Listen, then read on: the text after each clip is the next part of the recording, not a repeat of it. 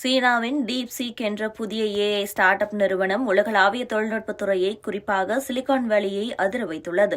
AI துறையில் எங்களை விட்டால் வேறு ஆளே இல்லை என்ற வகையில் அமெரிக்க டெக் நிறுவனங்களும் அமெரிக்க செமிகண்டக்டர் நிறுவனங்களும் பெருமை பேசி வந்தது. ஆனால் சீனாவின் டீப்சீக் அறிமுகம் செய்யப்பட்ட நிலையில் செமிகண்டக்டர் நிறுவனங்களின் சந்தை மதிப்பு ஒரே நாளில் $1 டிரில்லியன் அளவுக்கு இழப்பு ஏற்படும் அளவுக்கு நிலைமை உருவாகியுள்ளது.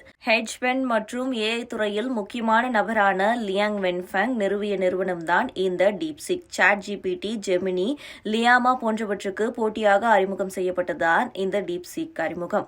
இது அறிமுகம் செய்யப்பட்ட ஒரே வாரத்தில் அமெரிக்காவின் ஆப்பிள் ஸ்டோரில் பதிவிறக்கங்களில் ஓபன் ஏஐயான சாட்ஜிபிடியை பின்னுக்கு தள்ளியுள்ளது. டீப்சீக் மற்றும் ஏஐ நிறுவனங்களைப் போல அல்லாமல் தனியாக செயல்படுகிறது. இது லியான் வென்ஃபெங் நிறுவிய ஒரு குவான்டிடேட்டிவ் ஹெட்ஜ் ஃபண்ட் நிறுவனமான ஹைஃப்ளையர் மூலம் மட்டுமே முதலீடு செய்யப்பட்டு இயங்கி வருகிறது. இதனால் யாருக்கும் பதில் சொல்ல வேண்டிய கட்டாயம் டீப்சீக் நிறுவனத்திற்கு இல்லை.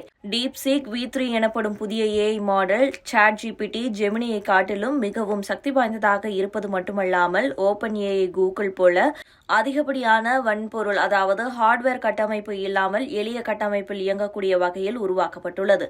இதே வேளையில் இது மற்ற ஏஐ மாடல்களை காட்டிலும் சிறப்பாக இயங்கக்கூடிய ஒன்றாகவும் உள்ளது.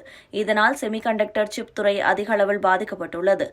இதனால் arm, Nvidia, Broadcom, super micro, Taiwan semi, micron, Qualcomm, AMD மற்றும் இன்டெல் போன்ற முக்கிய நிறுவனங்களின் பங்கு விலைகள் கணிசமான அளவில் குறைந்துள்ளன. சீனாவின் டீப்சீக் அறிமுகத்திற்கும் செமிகண்டக்டர் துறைக்கும் என்ன தொடர்பு? டீப்சீக் ஓபன் ஏஐ மற்றும் கூகுள் போன்ற நிறுவனங்களை விட குறைவான கம்ப்யூட்டிங் பவரை பயன்படுத்தி சக்தி வாய்ந்த ஏஐ மாடல்களை உருவாக்கும் திறனை வெளிப்படுத்த முடியும் என நிறுவனம் செய்துள்ளது.